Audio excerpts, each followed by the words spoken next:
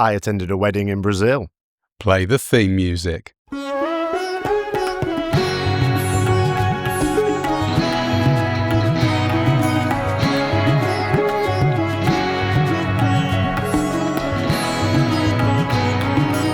Hello and welcome to this episode of Tripology. I'm Alan and I'm here with the ever underdressed Adam.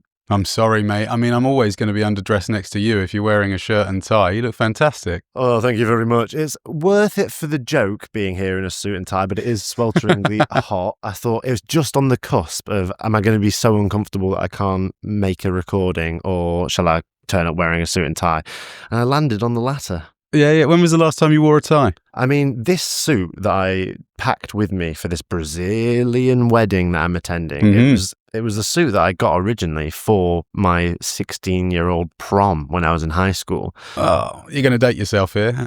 That was a few years ago now. Yep, 1964, baby. But I've kept it. I've basically maintained the same basic size and shape since I was 16 years old. So worn it a few times since then. But it was time for me to go to Brazil because one of my best friends and friend of the show, actually, he's been in an episode if you go way, way back, Wagner, was getting ever so good and married. So I had to hop on a plane. Yeah, and I mean, what a country to do it in. He is Brazilian, obviously, just in case you wondered why it was in Brazil and chose to have it in Brazil. Did he ever doubt that you were going to be there? I mean, he asked me early on, do you think it might be something what you might be able to do? And to be honest, the second he asked me, there was no doubt. I had to hop on a plane. The last time you saw me, actually, Adam, we were trying to take trains to different little bits of the country, weren't we? You were staying with me over Christmas in Scotland. We made it to a train station, and the last time we spoke, I had some bad news, didn't I? Yeah. Oh, you mean from the from the train operator? Although, having said that, when we arrived at the train station, I was going in one direction to Edinburgh, you were going on to Glasgow. You remained impeccably calm. Oh, do you think so? Thank you very much. That means a lot to me to hear you say that. No, I mean, I wasn't the one who was catching a flight, and I was very worried for you. So because it was actually, let's just explain the situation. My train was delayed, which allowed me to get the train because I thought that I had missed the previous one. And the lady that was selling me the ticket said, no, it's all right. The train that you had thought you had missed is actually delayed. So now you can get it. It'll be here in about 8 minutes. And then just off the cuff, we were like, oh, should we just check that your train's going to be here as well? And she was like, oh, no, that's been cancelled. And the train after that's been cancelled. And there was supposed to be a taxi replacement service, but that's also been cancelled. Yeah, and I had a flight to catch, Glasgow to Paris, so it left me really in the lurch. And then she said, she came up to me, and I said, listen, I know you're trying your best, but what are the chances I'm going to make this flight? Like, I really need to be in Glasgow. And she said, I've got to be honest with you. There ain't going to be a taxi replacement service. And at that point, didn't really know what to do. But I agree with you. I maintained a sort of zen-like state that only years spent as a sort of traveller can bestow upon you. But before long, she came out and went, there is a taxi replacement service. And then it was easy. I rode a black cab all the way to Glasgow, free of charge. It was beautiful. Wicked. How long's the journey? And was there anyone in the cab with you apart from the driver, obviously? Just another sort of Trans-Pennine Express worker. But what was amazing is no one ever checked my ticket. So imagine if I was just a chancer. Yeah. Free black cab all the way to Glasgow. Don't mind if I jolly well do.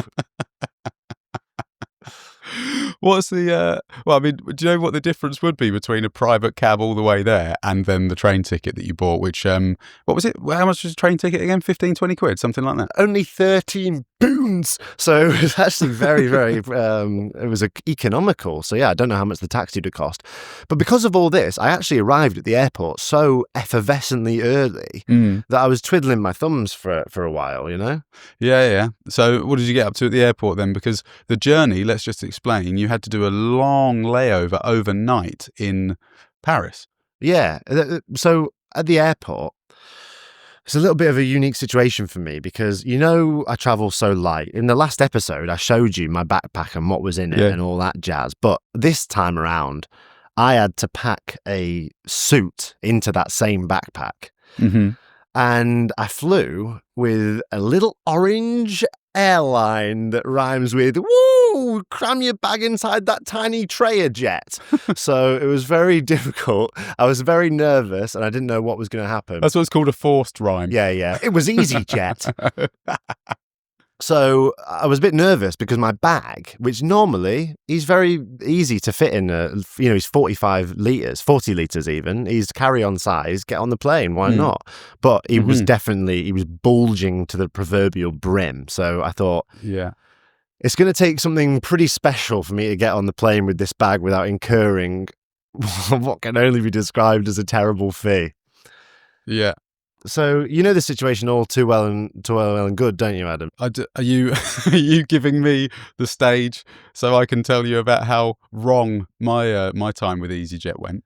Well, I think we should both tell our stories because I'm convinced that you also took a flight from Edinburgh down to London, right? Yeah. With EasyJet. Yeah, with EasyJet. Yeah. And I think we had almost opposite experiences. So I think it's good that we share them both. Do you want to share yours first and then I'll hop on with mine? I think that we should go with yours first because it sounds like it might have been quite positive. And if I go first, I mean, the dust hasn't settled, mate. I'm still raging about that, even though it was like a week ago. So maybe you having a really positive experience will soften how I speak about my experience. And I think that would be overall a better listen. I think it's going to make you rage even more, mate, because I'm about to board the plane from Glasgow to France, laying over to get to Brazil, and I saw a woman and she was checking every single bag. She was like putting them in, and it wasn't just like the normal size tray. She had an extra small tray for the real economical people who haven't spent any money at all. And she was ruthless. He was like, £48 for you, £48 for you. Honestly, I saw many a person fall victim to the £48 scheme. You better get your £48 ready. Yeah, I see you at the back with the Osprey. I'm going to do the lot of you. It was ruthless, man. So, and I thought, oh, this is rough, man. What am I going to do? I do not want to spend £48. So I positioned myself strategically behind a very, very large family. Maybe 70, 80 people in this family, sprawling, kids everywhere. No, it was like a family of like maybe 8, right? Yeah. Lots of little kids. So I thought, strategically, get behind them. Hopefully, they'll think that you're one of the kids. Maybe they've bought the extra baggage. They've got big baggage. So I thought maybe they'll think, goodness me, that teenager, they must have paid for his baggage as well. And I'd just go in behind them. That was my strategy, right? You were you were posing as one of the kids or part of the family. I thought maybe they would hand over all their boarding passes at once and they'd have paid for the extra baggage because they had these big bags. And I thought maybe they'll just assume I'm one of them. So I was trying to when the kid was running and being loud, I was like, oh, you young sibling, let's go. I was really trying to do a performance. And then what transpired to happen was the family were beaten to the check-in desk by a sort of middle-aged Scottish man. And she checked his bag and it was, oh my God, it was the smallest bag I'd ever seen someone try and get a plane on with. And it just crept over the top of what she thought was the threshold of payment. And she was like, oh, you're going to have to pee. And he was like, he was like, I'm not fucking paying, right? And she goes, hey, you have to. And he pushed it down and and it just wouldn't quite go into the tiny thing. And a fracas ensued where he was like, I'm not fucking paying for this thing. It was mental. And then I was in a weird situation because I'd put myself behind this family and now the person doing the bags was indisposed with this argument. So now, fuck the family. I wanted to get through as fast as possible. I was like, perfect opportunity. Kicking the kids out of the way. Let me go quickly while there's a distraction. It completely changed the strategy. Oh man, just at the peak of the pivotal moment where the guy finally rescinded, he was like, all right, I'll pay. I managed to just get my boarding pass. I put Pashanka over the straps of my bag, so maybe it looked like I was just wearing a shawl and not a bag at all. And then I snuck onto that airline free of charge with the biggest bag out of anyone else in economy. I don't doubt it. I mean, I remember the size of your bag, and I remember me saying, "Is it heavy?" And you went, "Oh, it's too heavy. Yeah, it weighs way too much." It was too heavy, too big, and I arrived on that plane in such like rascal-esque bliss. I was like, I cannot believe I've gotten away with this. It was amazing. Yeah, well, I'm very happy for you. I really am. I feel that love towards you, but that could not be too dissimilar from my time. I was more like the guy you've mentioned who was having the argument, as opposed to the one sneaking through with the family, or being very opportunistic. So your bag, where did you put it after that? Because that is key to my story. Did you get it under the seat or put it in an overhead locker? I put it in the overhead locker, and I acted as if that was absolutely my right to do. Yeah, where are you? Of course. Well, no animosity here, mate. Well done. You're better at EasyJet than I am, I think. And yeah, well, go on. You tell me how yours went. So, well, we should preface this by saying both of us knew that we had bags that were too big for the restriction. So I've got to hold my hand up, okay? Whatever comes out of my mouth in the next couple of minutes, I knew full well that I was going into an EasyJet flight, that I had been reminded multiple times, maybe 3 or 4 times, of the restrictions, and I knew full well that my bag was too big to fit in that really small cage. Everyone must know what we're talking about, right? When you get an EasyJet flight, you're presented with 2 cages. One of them is so small that I actually think it doesn't support travellers whatsoever, because the chances of you getting in a bag, you can fit the bag in, but they always tell you to fit it sideways, right? Have you ever been confronted with that? I've got to be honest, mate. I've always managed to avoid the cage. It's never happened to me once. So this is the first time I've had to put my bag in a cage, which is why I didn't pay, because I knew that my bag, it's like a blanket thing, isn't it? 40 litres is hand luggage. Mine's 35. It's pretty small as it is. And I thought, I've been on loads of EasyJet flights. I've always just walked straight through, because any normal person with a brain looks at our bags and goes, yeah, that's fine. That's all right. Yeah. Well, these cages are designed primarily to catch you out. They're designed to be deceptively small. They're not designed with the traveler in mind, and they basically, every budget airline has them. We're targeting EasyJet because that's who we flew with, but Ryanair does it as well. They have a very, very tiny cage. Wizz Air as well. Lots of these ones. Yeah. Ryanair is actually more expensive, I'm led to believe, because that was how the woman charging me tried to squirm out of it. She said, well, Ryanair would have charged me even more money. But I was in the queue, as were you. And there was a nice young guy, actually, who was just sort of every now and again picking someone out of the queue and saying, "Oh, hi there. Can I just get you to go down to the cage and pop your bag in, make sure it fits?" And he had done people that were before me and after me. So I thought, oh, he's obviously clocked my bag and he knows that it fits, or he's happy with the size, so he'll just let me slide through. And then the queue got shorter and shorter. And then as I got close to the front, he made the effort to walk all the way down the queue, come and pick me out again and say, "Hey, do you think you could just see if your backpack fits in the cage?" Oh, infuriating. And I had a choice to make then. I thought, do I make myself look like a fool and try to get it in the cage when I know for a fact it's got a frame in it that stops it from bending? So do I just own up? So I walked down to the cage with him. And I said, "Look, mate, I'm going to be honest with you. It doesn't fit in sideways, but it fits in very comfortably upright.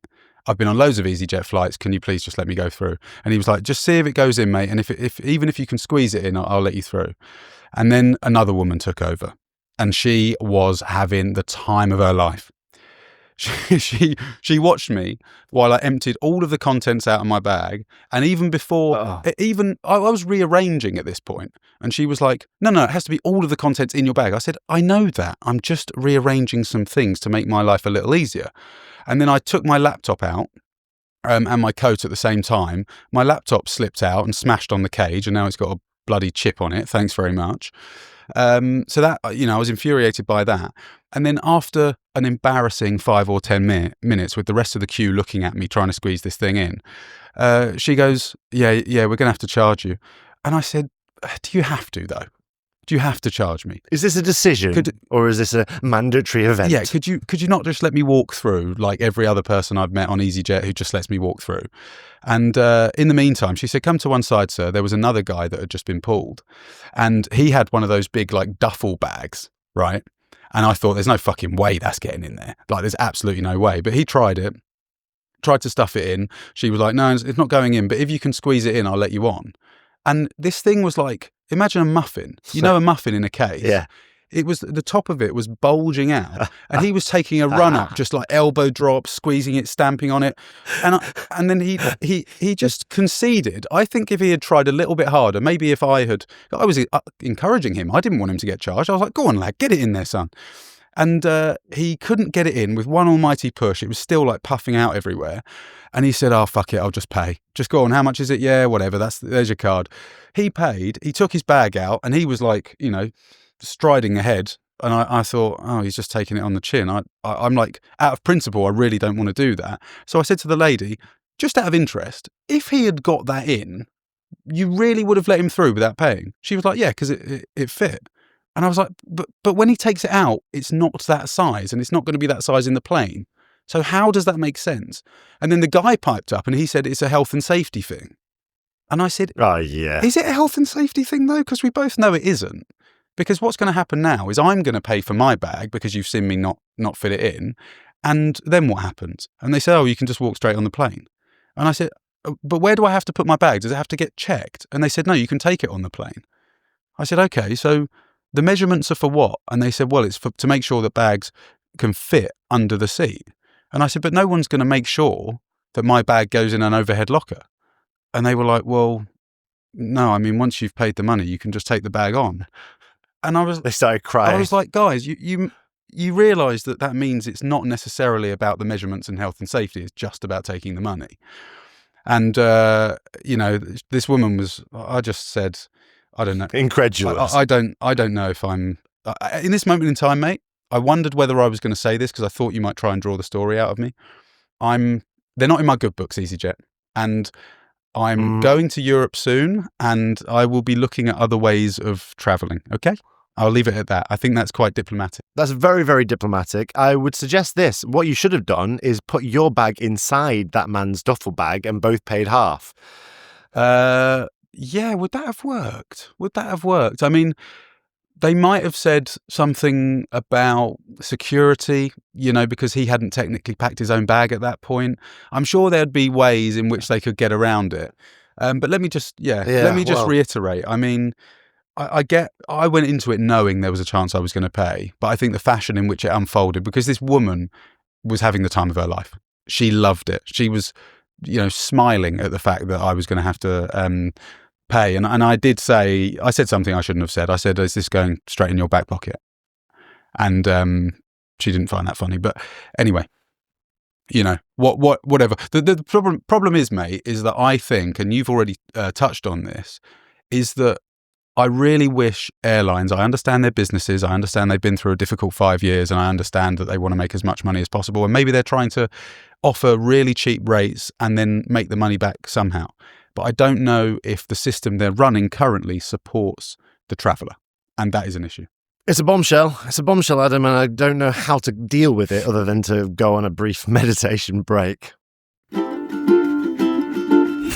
Adam, we've got to tell the listener about Sailly's eSIMs, haven't we? I agree, mate. Let's do it. Well, they've got the absolute best solution for getting fast, reliable and safe data for your smartphone whilst travelling. Yeah, you're right. And they don't work the same way as a physical SIM. It's actually using the software that's inbuilt in your phone. Do you remember when we used to have to hunt down a store and a stranger would jab our SIM card trays with a little needle and give us a physical local SIM? We don't do that anymore, do we? No, we don't, mate. And gone are the days where we have to walk around the town trying to find a public Wi-Fi spot. Now, first thing the Tripology boys do when they arrive in a new country is go to Sailly.com and get an amazing eSIM plan. It's less than $5 a month and they work in over 150 countries. You can do that too. If you go to Sailly.com/Tripology and use the code Tripology, you'll receive an exclusive 15% off your first purchase. It's literally a travel essential. If you're going to find yourself roaming across the world, you need data, you should use Sailly. Use our code Tripology. There's a link in the description. Support Sailly, support the podcast. Cheers!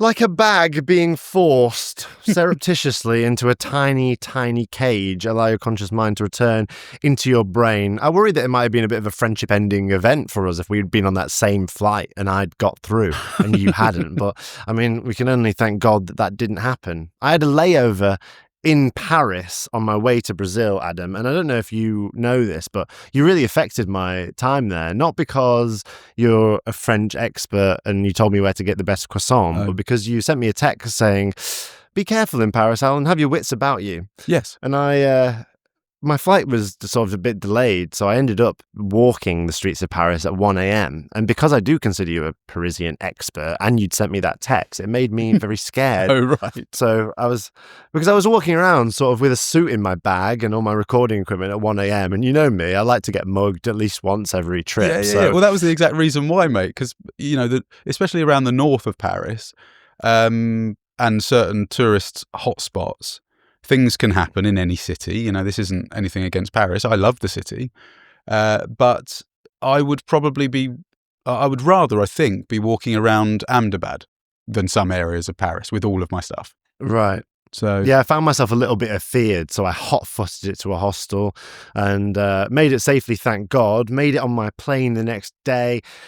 Did my first long-haul flight in a long while, a good old 12, 13 hours to São Paulo, and met up with my friend she's been on a Patreon episode before, but she's a friend that I met in Sri Lanka. And yeah, we've just been hanging out in Brazil, and I got ready for the wedding. It's really been an amazing, relaxed, beautiful time. Is it a city you've been to before? It certainly is. Yeah. I've spent a little bit of time there, but I've not been there with travelers. I've been there with a Brazilian, with my friend Wagner. Wicked, yeah. So how well did it feel, like a sort of homecoming? Did you feel immediately comfortable there? Was it nice to be back? There was some things to relive? Yeah, it was cool. I really like Brazil. I think Brazilian people are really lovely. I think that the food's really fun and cool. I think that the weather's obviously much nicer than it was in Scotland, where I'd just come from. So I was very happy to be there. Cool to reconnect with other travellers as well, who I'd seen before. We've been having a good time.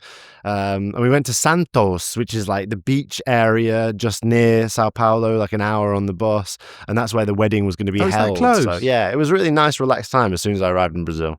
Yeah, that's amazing. And was the lead up to the wedding a crazy one? How were you preparing for that, apart from making sure that your suit still fit? I just got to squeeze in some good quality time with my friend. I was a little bit worried going all that way, because I know that my friend who's getting married is going to be really, really busy, right? It's his wedding. It's going to be a crazy thing. But we did manage to squeeze in some good quality time, which is amazing. Like, I got to go and see his apartment and play some video games with him and go out for dinner. So I actually feel like not only was the trip obviously justified because I got to be there on his really special day, but also because I got to spend some quality time with him as well, which is a really nice thing. Yeah, because it had been ages since you'd last seen each other. Yeah, Morocco. Right. Yeah, I mean, before, please, Morocco. Yeah. But it's so amazing. I'm sure that there are loads of listeners listening now who can resonate with what you've done, or at least sort of relate in some way, because you do meet these people that you connect with on a very deep level sometimes, and they stay your best friends forever.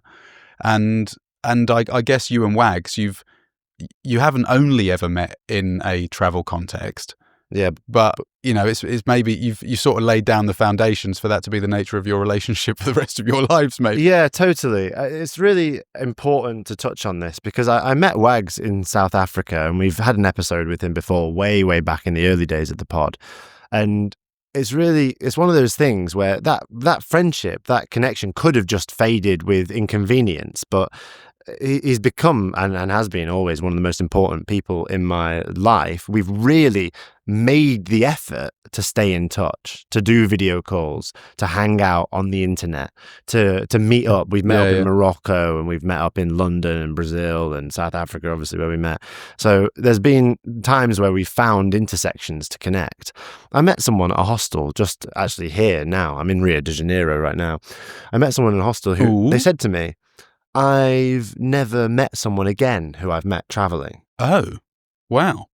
And although that statement might seem fairly innocuous, I actually think it's a really sad indictment on maybe that person's unwillingness to persevere with the connections that they make. If they've been traveling a long time, which they told me they had, like, why haven't you re-met anyone? Why hasn't there been any connections which have been important enough to maintain? It's really very possible. I don't think traveling's lonely at all. It's not all goodbyes. It's often hello agains. Yeah, and you might have to flesh this a little bit, flesh it out a little bit without maybe giving too much away, of course. But do they seem like the sort of person that maybe doesn't connect with anyone? Do they sort of isolate themselves in a certain way, or what's your take? Would you meet them again? Moving swiftly on. No, but it comes at a good time, mate. It does come at a good time, because I'm heading to Europe in maybe just a few days, actually. Yeah. And we'll meet a number of people that I've met whilst traveling, and some of those were just like a year or two ago, and some of them were as long as 10 years ago. So I think we're both the sort of people that like to stay in touch with many friends around the world because of our experiences together. And maybe it's also important to add, for anyone listening to this who hasn't yet met up with someone that they met whilst traveling but would like to. Yeah. It's just as good. Yeah, it's just yeah, as yeah. good. It's not like, nothing falls flat. You just sink straight back into the swing of things, and I'd highly recommend it. There's a recategorization thing that happens as well when you do that. For example, the friend that I'm traveling with now in Rio, I hung out with in Sri Lanka. And there's a funny thing that happens when you meet someone a second time, where it's like, oh, this is someone who I can see again, as opposed to the initial category, which is this is someone who I met transitory whilst traveling. If you make the effort to meet up down the road, there's a new category of like, oh, this person's a friend now, as opposed to a travel friend. And that's a really interesting concept. Totally. I'll just touch on quickly before we go, because I want to talk about the wedding a little bit more, is that I've often missed good friends' weddings because of travel, because it's not made sense, because I'd lose my visa if I left and went and all that stuff. And look, this wedding, it was not in my plans to be in the Americas again. So I really made an effort to come here and do that. And I think it's kind of this new realization process for me that I just knew I would regret it massively if I didn't, forever. And that my relationship with Wagner would be somehow... It would always be this thing where I was like, oh, I missed your wedding. I'm really sorry, man. And I didn't want that to be a thing. It was important for me to be there. And I think sometimes as we get older and we travel consistently, we can just make the decision sometimes to do that thing, which is, obviously it's a crazy thing to board a plane and fly for 12 hours and stay overnight in Paris for a friend's wedding, which, ultimately transpires to be one evening. But it was such an amazing evening that I'm so, so glad I went there. It was a beautiful thing as well that I was on a table with some of Wagner's friends who spoke English, and they made such an effort to make me feel included and as part of the family, and they never excluded me from a conversation. And if there were people talking Portuguese, they would translate, and he just said that, and there's this. I just felt like so much love, and I was there to celebrate one of my best friends' love. So it was really an amazing time. I'm so glad that I went. And Brazilian weddings, I mean, what a lot of fun. You were on the dance floor, were you, for some of it, I imagine? Do you know what? I couldn't speak Portuguese and still can't. So I kind of at a midpoint in the wedding decided I'm just going to throw some crazy shapes, because language, dancing has no language barrier. So that's wild. It's a way success. Of communicating. Yeah. And did some of the people at the wedding speak your dance move? A few people spoke the old dance moves, but I did that Russian dance that I was sometimes privy to do, and there were no other Russian speakers in the audience, but yeah. Good food. Did you have any chicken hearts? I know that they're quite popular in Brazil. No chicken hearts yet, but I've had a lot of feijoada. I've had a lot of frango de asado. That's just like grilled chicken, basically. It's been good. I love the food here. I'm sure I'll have a lot more to talk about Brazil in the upcoming episodes, because I'm going to head north now to Salvador. I've just spent some time in Rio de Janeiro, so there's lots to talk about, and we'll continue in subsequent episodes to talk about your adventures in Europe. I just want to say at the end of the pod, congratulations, Wagner. If people want to send Wagner congratulations, you can do so tripologypodcast.com. There's a contact form there. I know that Wagner touched the hearts of many listeners when he was on the show months ago, so if you want to go back and listen to an episode with Wagner you can do so. There'll be a link to one of those episodes in the description. Yeah, amazing. Loads of love, Wags. Congratulations, mate. I look forward to the time when I'm meeting you. Maybe I'll fly over to Brazil soon. Who knows? Hey, caipirinhas on the beach. But yeah, we're going to head off to the Patreon section now. Lost and Found, patreon.com/Tripology podcast for a little bit extra. Yeah, if I like the show, if I'm listening to Tripology and I think, ooh, those guys, I like the one in the suit and I like the one in the red shirt just as much. How many hours early can they get the Patreon episode, Adam? It's 24 hours early, you wouldn't believe it. And the Patreon section's normally about 10-15 minutes, depending on how many pistachios Alan's trying to open with a pair of chopsticks. Yep, that really happened. Okay, well, we'll see you on the flip side. Patreon, thank you so much. We'll see you there. See you there. Bye.